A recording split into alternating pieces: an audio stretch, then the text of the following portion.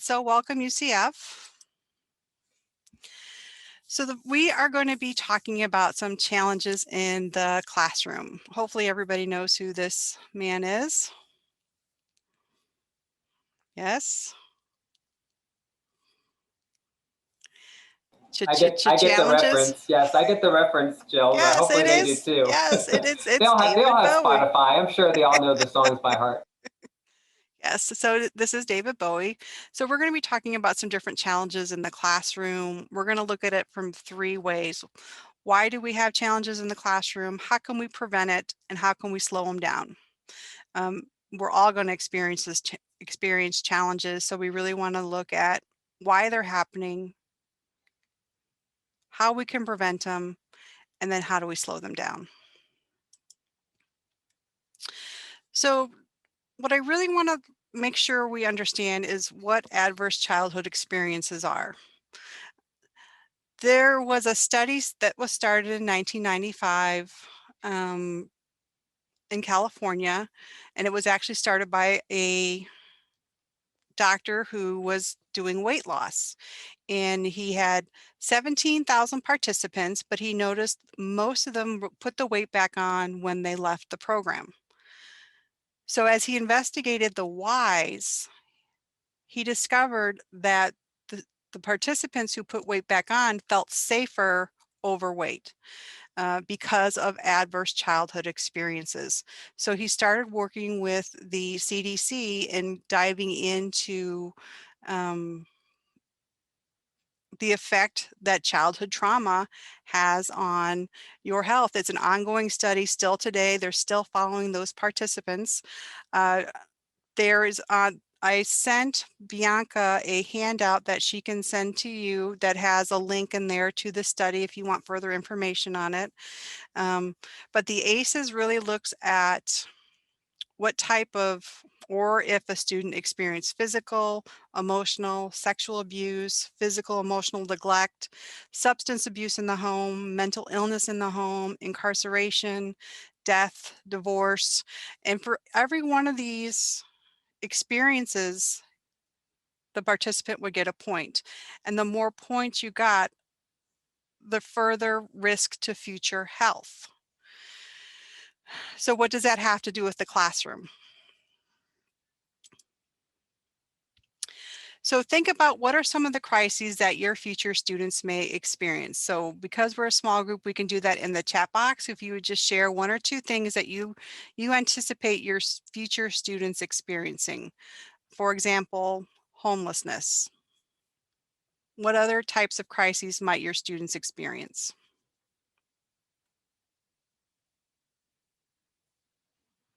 Death in the family, absolutely, especially with COVID right now. Hunger, total neglect. Yeah, they're going to experience mental health issues, all different kinds of abuse. And what they were saying with that stay put, child abuse, child sexual abuse, and domestic violence went up by at least a third. So, and just the fact that our students are living through a pandemic should be at least 1 point because of the level of anxiety that they've been living in the home, experiencing in society, experiencing in school right now. So there's a lot of these factors that are affecting our students right now. I hope you guys know what this movie is. Yes? Does anybody know? You've Got Mail. It's a great movie.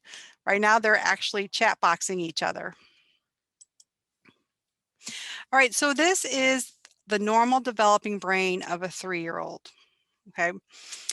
You can see it's great in color, things kind of look as they should. Because when we look at the brain of a neglected 3-year-old, we can see a big difference. See how this is nice and smooth. This dark area is a nice small area. A neglected 3-year-old, it's very bumpy. And this area is huge. This area of the brain is the limbic system of the brain. This is the fight, flight, or freeze area of the brain. So when we see this neglected brain, we can see what effect trauma has had even at an early age of 3. So when you think about your students in living in crisis, there is going to be a physiological response to that. Because what happens when the limbic system is constantly being fired, it's releasing hormones at an unnatural level, and that's really going to affect their entire system, which is where we get health issues later on. Their organs are different, and trauma can even rewrite write some of the DNA so that it doesn't respond appropriately to growth. So you may get underdeveloped size, you may get brains that don't develop to potential. So trauma has a huge effect just on the body alone. And when we look at the brain, we can see what effect it physically has on that limbic system. So how do we respond to this? We always want to be proactive and we want to think about prevention. We want to know, okay, this is going to be how my students are coming in. They might come in with certain experiences. I'm thinking about it now while I'm still in school. I'm in my head, I'm visualizing what my classroom is going to look like. I need to make sure I'm accounting for students who are coming from trauma or abuse and may need some additional supports. So what do we do about that? So I love this phrase, you can't do the Bloom stuff until you take care of the Maslow stuff. We've got to remember that. Maslow really supersedes everything. So when we look at this hierarchy of needs, we have got to have these needs met.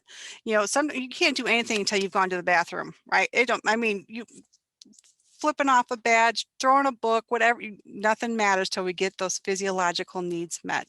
And that same goes for our students. If they come in hungry, we need to feed them. If they come in tired, we give them a break. Um, and now we look, once we get those needs met, and most school systems do a phenomenal job trying to meet those physiological needs, providing free breakfast, free lunch, um, food to take home over the weekend. Even during COVID, we we sent home almost 2 million meals. Is that a thumbs up, Mr. Alba?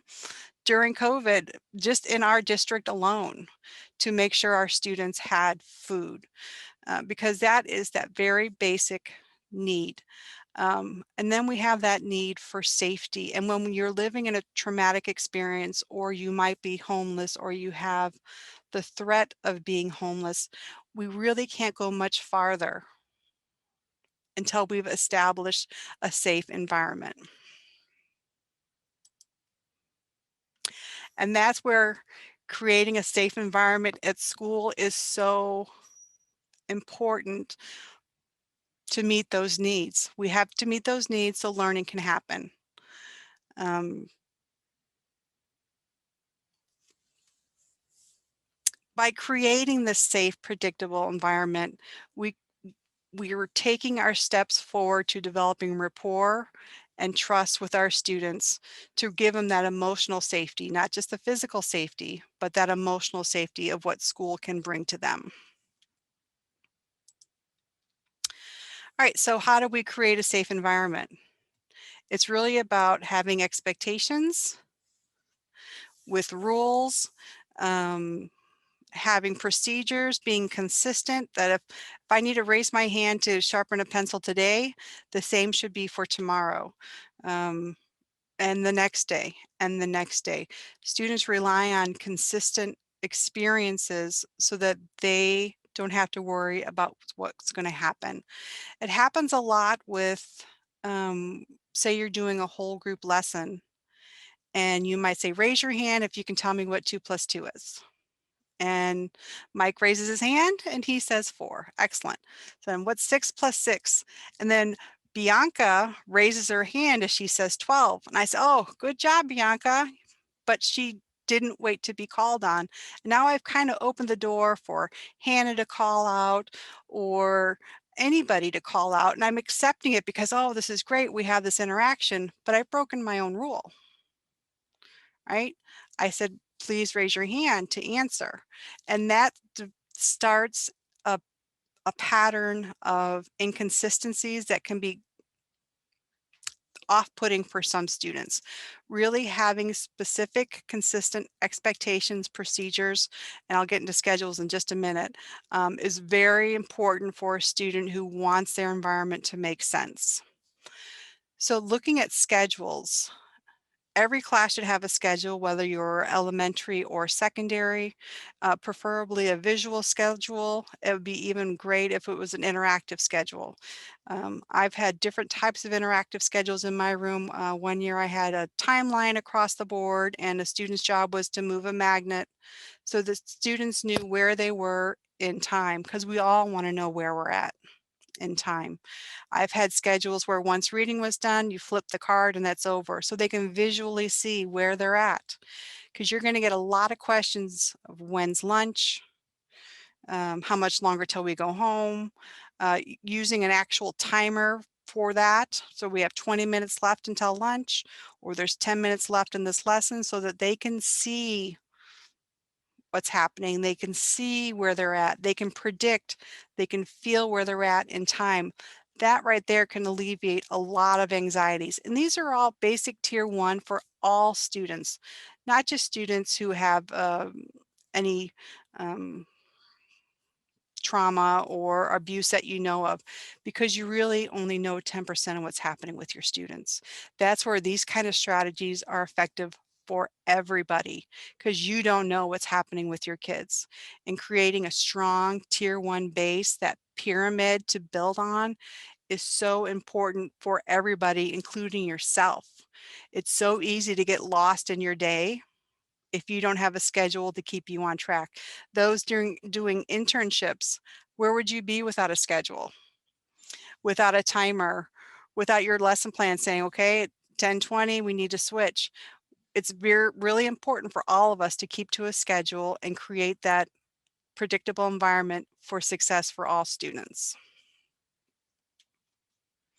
Any questions so far? I see something big in the chat box.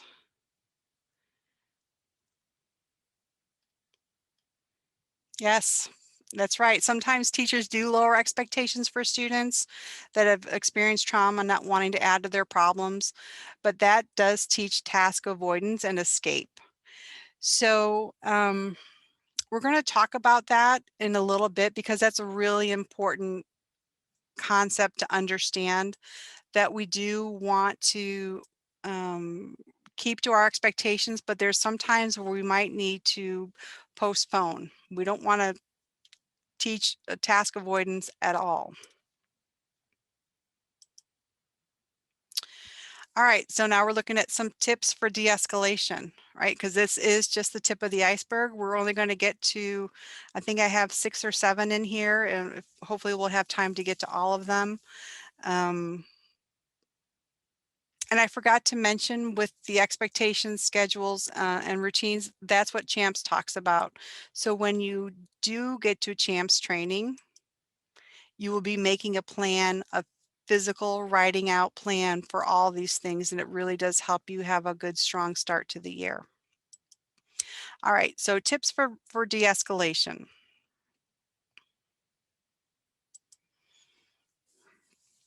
First one is to stay calm and mind your nonverbal communication.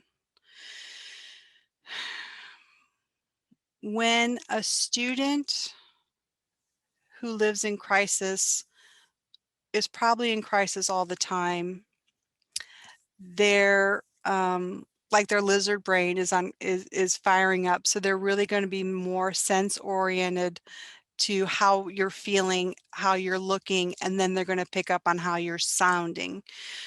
So you want to make sure that your actions match your words.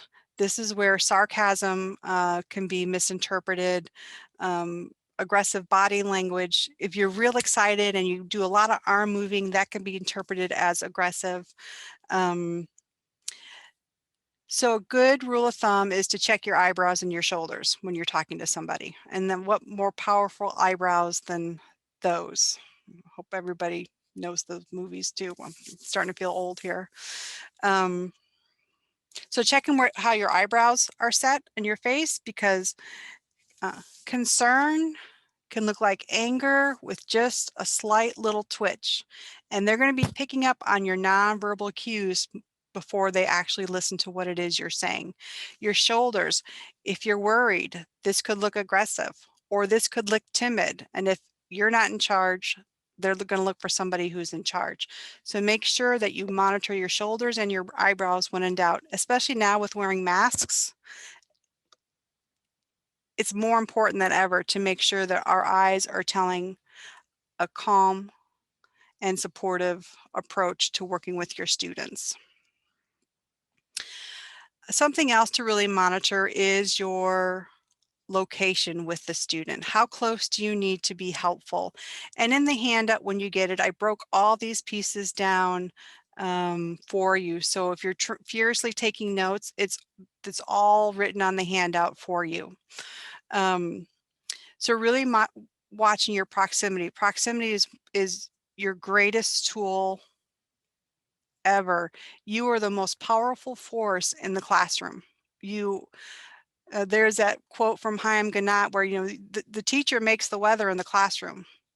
And just by your moving around the room can really keep everybody's eyes on you and attended to the task.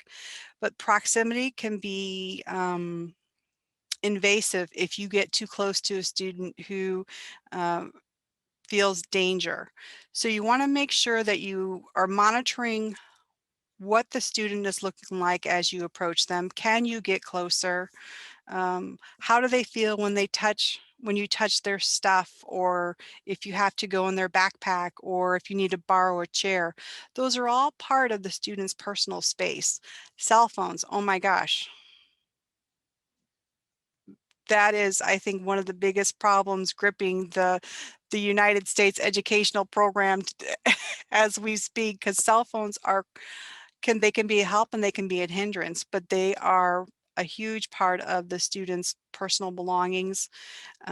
So we really need to monitor how we approach. And in my 17 years of working with students with serious behavior issues, every time I've asked for going in a desk, borrowing a chair, even putting away a cell phone, the way I ask, the way I deliver it, I've never been told no, because I'm respectful and I'm asking for their permission. Because a lot of misbehavior comes from a search for control. So when you're asking, you're giving them the choice to say yes or no. So we don't ever want to forget the power of that, because they are searching for control. So choices is really a great option when you're not sure what to do. And we're going to talk about choices here in just a minute. Joe, I love that comment, and about the control. Just repeat it, and maybe we'll put it in the chat box. But that's something they definitely should write down, because that is a great thing for them to remember when misbehavior starts happening. They don't take it personal, right? It's just a Right. natural reaction for the student to try to gain control in the situation when they feel like they're completely out of control, right? If you're in someone else's classroom. So I love that phrase. That's awesome. And we when you talk about regular behavior, behavior is communication. So I say misbehavior is miscommunication, right? Because they are searching for control. They're searching for words. They're searching for some way to express how they're feeling. So really keeping in mind the factors that we talked about earlier with the homelessness, the food issues, those are some of those factors that are affecting behavior now. They have no control over that, but gosh darn it, if I don't want to do this math paper, I'm not going to do it. And that's control. So we also want to stay rational and have a plan. So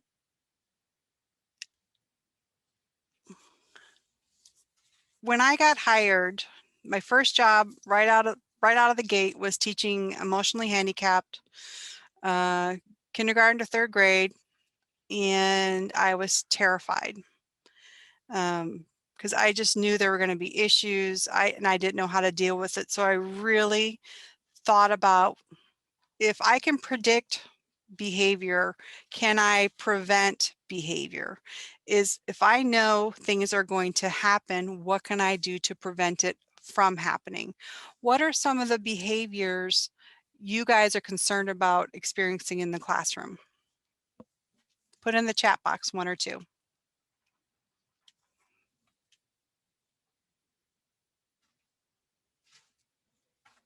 Tantrums, aggressiveness, a student saying no, yes, refusal to do work, being loud and misbehaving, no, not gaining control, defiant. So I'm going to give you a little tip for refusal. There's only two reasons why students refuse. It's either they won't or they can't. So there's a phrase. I'm going to put it in the chat box. You want to motivate a won't and teach a can't. It sounds so simple, but those are the only two reasons why students refuse. And when you look at what they're doing instead of what you've asked them to do, that's your motivation. If they'd rather talk to their friends, if they'd rather dig in their desk, if they'd rather try to access a puzzle, that's your motivator to get them to do the task. So it's either they won't or they can't, and then you either motivate or teach.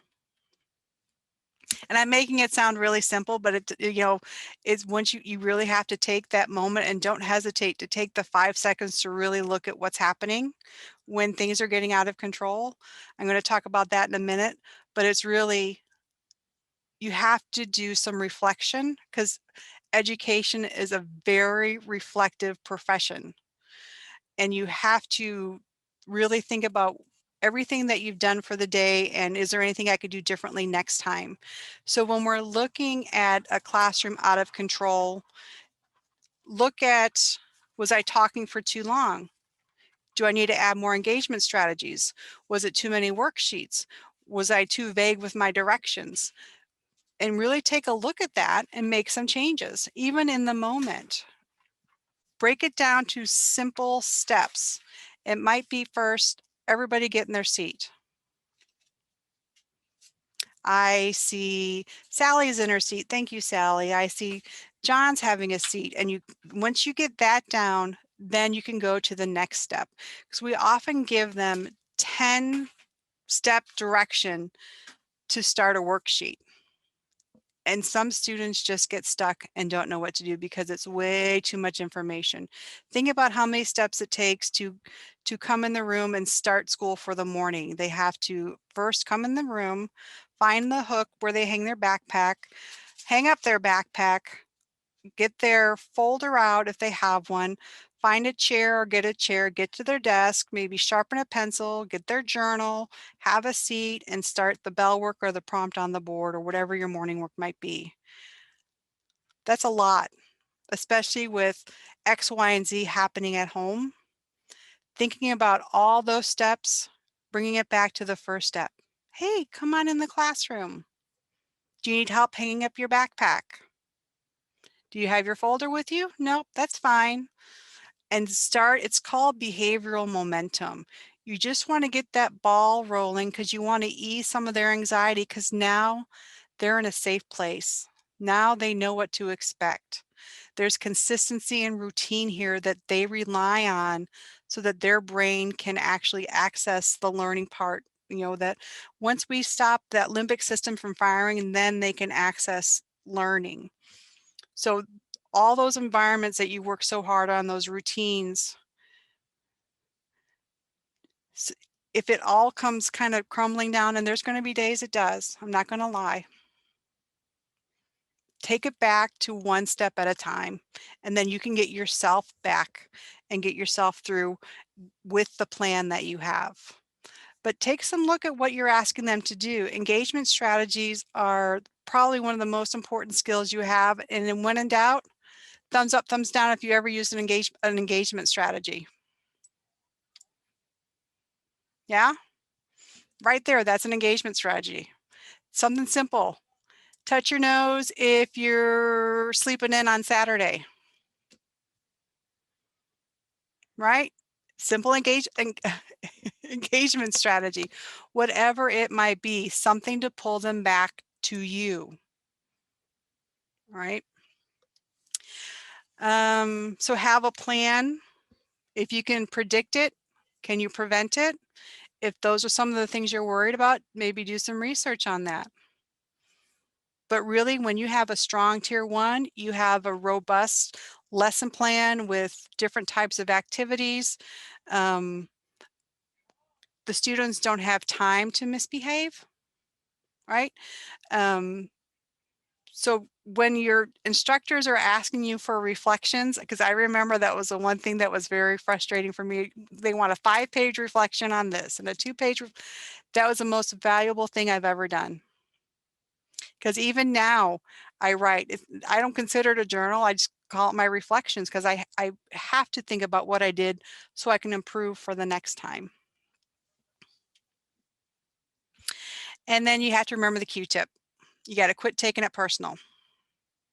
That's part of the plan. You got to quit taking it personal because it is not. I have been called every name under the sun. I have been called names I had to look up. And it was not personal. They are just showing me what they know. If their coping strategy at home for their guardians are verbal abuse, they're going to show you that in the classroom. Maybe it's throwing the remote, property destruction. You're going to see that in the classroom. If it's physical aggression, you might see that because our students, especially our elementary little ones, they don't know the words for their feelings. They know sad, happy, mad. So our social emotional curriculum is so valuable to teaching them that vocabulary on how they feel. Because if I can name it, then I can think of a strategy that I need to manage it, right? Because there's so many shades of mad. There's furious, angry,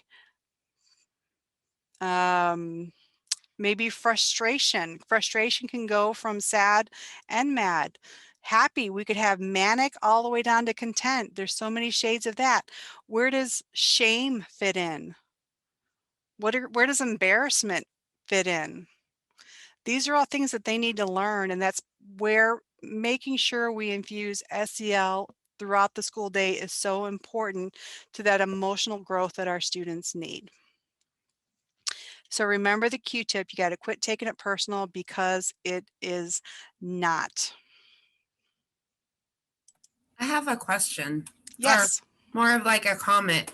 So today, or I've been noticing the past couple of days in internship, like different students, not the same one, would they would constantly complain that they have a headache, um, and then we would find out that, oh, something happened in the previous class, so they were upset. So when you say that, that there's so many different shades, like it makes so much sense because they don't, maybe they didn't get that social emotional aspect of it, so they don't know that they're feeling frustrated, that they didn't get the grade that they wanted, or anything like that. So that what you just said just blew my mind. I was like, oh my Excellent. gosh. Wonderful. And thank you very much. I appreciate that because it's um I think at least in Brevard this year, we've made sure that all of our schools have had access to social emotional curriculum because it's really about mental wellness, mental health wellness, not mental, I mean, we want to we want to keep in that it's really about wellness for everybody. A couple of good programs. Zones of Regulations is phenomenal because it actually goes through the emotional wheel of the Incredible 5-Point Scale is another fantastic resource. Another one that we use is called Skill Streaming, which really looks at those missing skills. It's amazing how many skills you would think a student would have, like learning how to disagree or saying hello to an unknown adult. These basic skills that, we have to prompt them on. Um, it's really amazing. And that's part of that social and emotional growth that they're lacking when that limbic system is firing. That's all about physical survival. It's not about emotional growth. It's not about cognitive growth. It's about keeping the body alive. And when all the focus is put on that limbic system, the other parts don't get as much attention, right? So providing that for them is vital.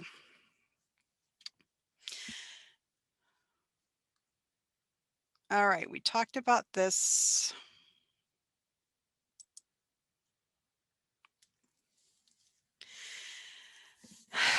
Being patient. This pairs back with having a schedule and sticking to it. Because when you are rushing through the day to get to the next thing or the next thing, how do you feel? You feel you feel like you have a little motor running, right? Because oh my gosh, we've got 2 minutes left in this lesson and we got to go, right? If you've experienced that in internship or even in class, if the teacher keeps you 1 or 2 minutes behind and now you have to race to your next class. Uh, one of my youngest went to EFSC and he had 25 minutes to get from the Melbourne campus to the Cocoa campus between classes. So he was like watching that clock. And if he was behind, that starts this moment of panic. So we have to learn to be patient and really let our schedule help us through the day. And we also tend to talk too much when we're talking about students in crisis or students who are challenging us in the classroom. We want to make sure they know we're the authority, but that's not what it is. That's not how you demonstrate authority. Less said is best said. So that is choosing your words carefully because they're only going to hear a few of them. So maybe instead of, how many times have I asked you to have a seat, Bianca? Please sit down. I might just say, have a seat. And that's all I need to say. Not going into the whole spiel. And then allowing time to process, right? We might give that direction. I might give her that direction to have a seat. And she's standing there looking at me with her hand on her hip. And I might want to say, I asked you to have a seat. Please have a seat. And stand there and I might say, I'm waiting. I've got all day, right? Not helping the situation. If I was to say, Bianca, have a seat, then I'm going to give her 15 seconds. And we're going to practice what 15 seconds is. All right. So Bianca, have a seat, please.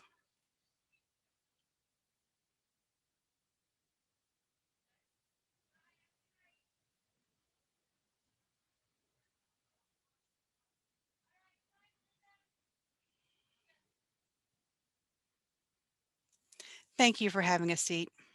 That was 15 seconds. A good rule of thumb is 15 to 30 seconds. Because when we overlap prompts, it gets too confusing and they don't know what to listen to. So really practicing the wait time is imperative if you want compliance from any type of refusal. Because they might be processing what you said. They might need to save face with their peers. They might strut around a little bit, but you give them that time, they will go back to their seat. Okay. And that's that patient part on your end. Really practice in your head. I can get a minute down in my head because there's times when I'm like, is my biting my cheek because I want to say something. But it's really, you will be surprised at how successful that strategy is just giving them time to process.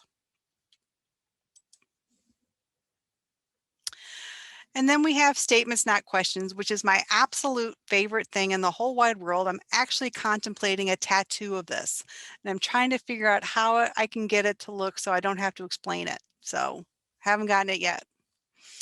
So statements, not questions is one of the best tools to use to avoid a power struggle. Because when we give a question, questions lead to discussion, discussion leads to debate, debate leads to a power struggle. So when you're asking a student a question like, are you ready to get back to work? What are they going to say? No. You've asked, they've told you, what are you going to do? You cannot control your students. You can only control yourself. And it's all how you respond and react. So by giving a statement, it's time to have a seat. It's time to come to small group. I'll know you're ready to line up when you're sitting quietly. Giving those statements out, it's hard to argue with. We give the statement, we give the wait time. We repeat the statement. It's called being the broken record. I'll know you're ready to work when you're sitting down. If you need any help, please raise your hand. If you hear my tone, I'm trying to keep a calm, supportive tone, but I'm trying to slow myself down. I've asked you to have a seat so many times. Please have a seat. Mike, please have a seat. Right? You can feel my energy even coming through the computer, but if I'm like, please have a seat, wait time, processing time, compliance time, and then he does it. Just changing that approach and how you present it could really swing those refusals around to your favor. Sorry. Um, something else that's important to know is the last word can be silent. Okay, student might try to pull you into this power struggle, but why? Why do we have to do this? Who are you to tell me what I need to do? This is where you have your statement of, it's time for math. I know you're ready to work when you're sitting down. And it's okay to walk away. They might call after you. They might try to engage in that, but it's okay to give some personal space, to give some processing time. You don't need to respond to all those challenges of authority because you know what? You are the authority in the classroom. You don't need to prove it, right? You're going to demonstrate it by moving on with your lesson. You're going to demonstrate it by recognizing and supporting all the other students who are doing what's expected. Pivot praise is a wonderful thing, and that's where if I want Bianca to have a seat, I'm going to praise Hannah and others that are sitting down in hopes that she does. Right? When you go through CHAMPS training, you're going to learn about the ratios of interaction, at least 3 to 1 positives to negative. And you do that with praising as much as possible because when you look for the good, you're going to find the good and you're going to get the good. When you recognize the bad, acknowledge the bad, you're going to get the bad because whatever you feed will grow. And that's true for the entire classroom community. So when you are praising, acknowledging, even non-verbally with the across the room, thank you. What gets recognized gets repeated. Absolutely. Really focus on those positives. And making those connections with the students on that positive because you don't want to be the one that's always yelling at them. They get enough of that somewhere else. All right. So you want to be the positives.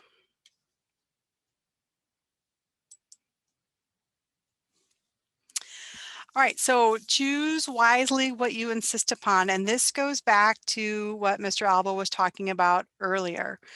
When we think about how their brain is functioning, how their brain is developed, if they have this overactive limbic system, I think of it as a drawbridge. Right? So the limbic system is firing, that amygdala is just shooting things left and right. The drawbridge is up. Learning takes place in the front of the brain. So when that drawbridge is up, it can't access what they need to learn. Even though they could do it yesterday, they could even do it this morning, they can't do it now. They're refusing to do whatever it is you want them to. Say it's a math sheet. When the brain is concerned for survival, it can't learn. So that's where we have this rapport with the student. We try to decrease as much anxiety as possible so that when they are able to learn, they can complete that task.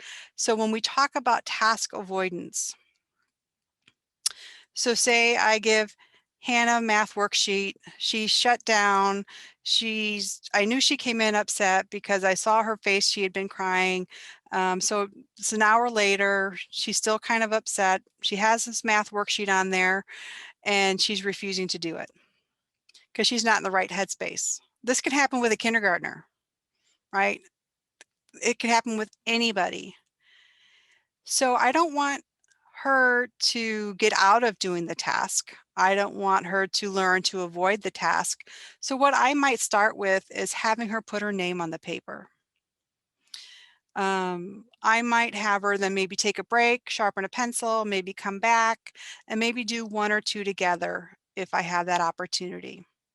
And maybe say, you know what, why don't you get the first two done and raise your hand when you're done, and then I'll come back and check on it. So it's not an overwhelming task, but again, that behavioral momentum. She might be stuck and I'm stupid, I can't do it. But when she sees a little success, we get the ball rolling and we kind of work her through the worksheet. Now, this is not something you would do with every student all the time, but when we're talking about refusal and we're thinking about that motivation and we're thinking about the can't, we're providing her that supportive um, uh, interaction that she might need to know that she's safe so that we can lower that drawbridge so that she can learn. Breaking any task into pieces. I have cut so many worksheets up into strips, and then they have to get all those strips done by the end of the day. Chunking passages so they have time to actually process that. That's a great thing for, especially for any students who are ESC or even ESL, just because it's a lot of information at one time. And again, that brain is a little underdeveloped. So anytime we can give it to process is great. Another good thing for choosing what you insist on is starts, not stops, do's, not don'ts. So when we are choosing our words carefully, we're making short requests. We're seeing a student who is stuck. We don't want to focus on what they're doing wrong. We want to focus on what they should be doing. So if you hear a student is calling out, stop calling out. No, please raise your hand. A student running in the hallway, please walk. Trying to think of another one. Wiggling in line when they get the little, you know, the wiggles, please stand still. Really letting them know the starts and the do's and not focusing so much on the stops unless there's a safety issue. You know, safe feet on the floor, you know, for kids when they tilt back in their chairs, how many, 4 on the floor, right? That's a start, not a stop.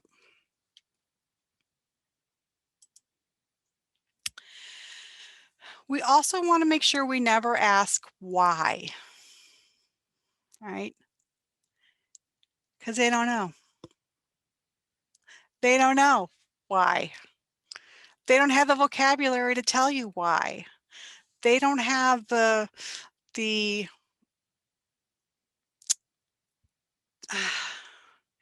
might be afraid to tell you why, right? So it's a question of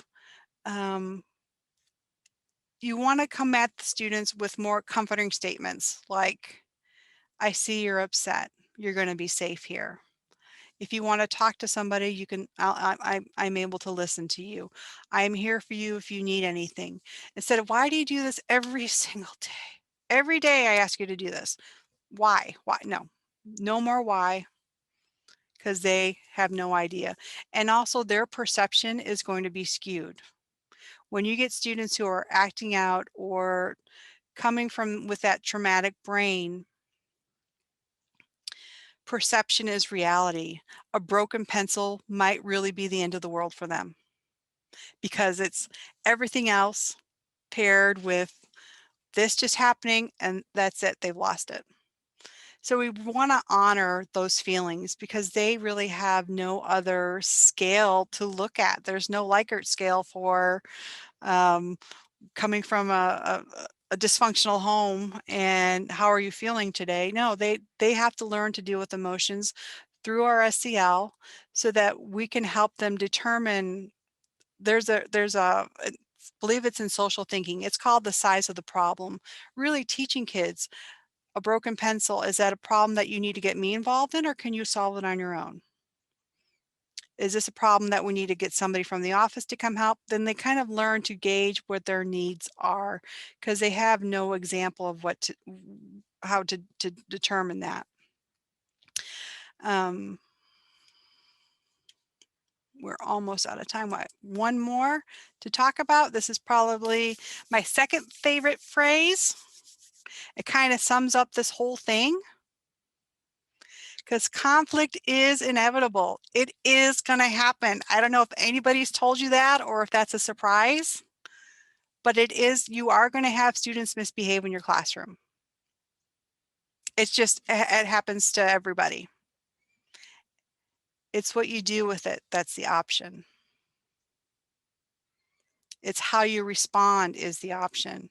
And whatever district you land in, and hopefully it's Brevard, you can come to some of these trainings where we talk about these strategies. We and I'm sure what all districts have these type of strategy classes because it can be very frustrating for you, but there are things that you can do to strengthen your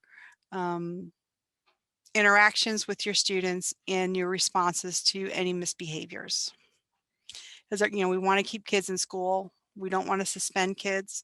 They need to be here and they need to learn. Oh, wait, I got one more slide. Any questions?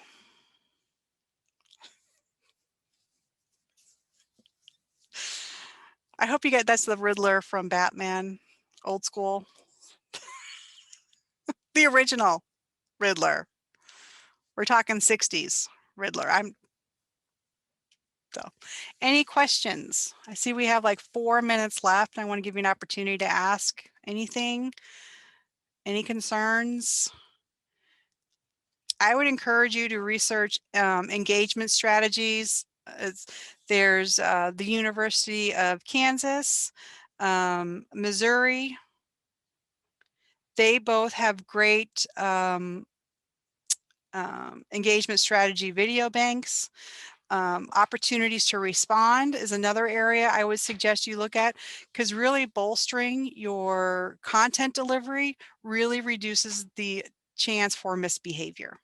The more variety, the more interaction, the more learning styles you touch, the lesser chance of misbehavior can happen. Any questions? My email is, when you get the handout, my email is at the top. If you have any questions or concerns or, there's something, I'm an open door if you need, I'm a resource for you no matter what. Well, thank you, Jill, for sharing that. You're just so wise. I love it. Like I said, I'm never disappointed. Right? I learned something every time I listen to you. So yeah, it was a good segue. And I think again, check out the Ed Night Talks at the end of the semester. We are going to do some topics within the Champs. Champs is like a 3-day training. Mm-hmm. So we're doing 2 hour 2 1-hour sessions. So it's going to be very condensed, but at least it gives you an idea. To, like Jill says, is to start planning. So I loved the less you have to react when you finally get into your classroom, the better.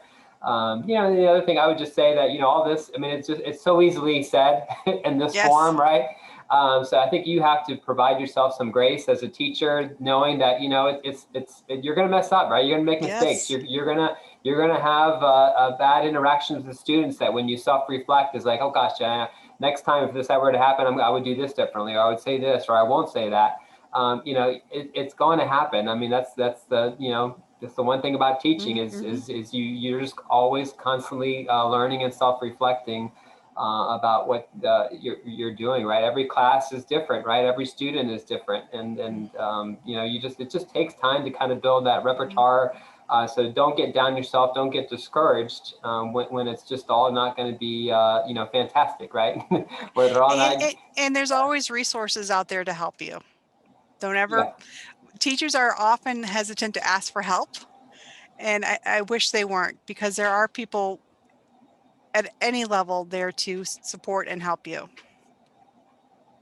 And that's what's so great. I think the culture in schools really have changed just because the needs for teachers are so strong. So, like I said, I would have teachers ask me, if I'm having issues, should I tell my assistant principal? Should I tell my principal? And I would say yes. I mean, when I was a principal, you would expect that. New teachers are trying to figure it out. I would hope that they would come find me as soon as possible, right? Because the earlier we can get you help, the easier it's going to be to start changing things around in your classroom.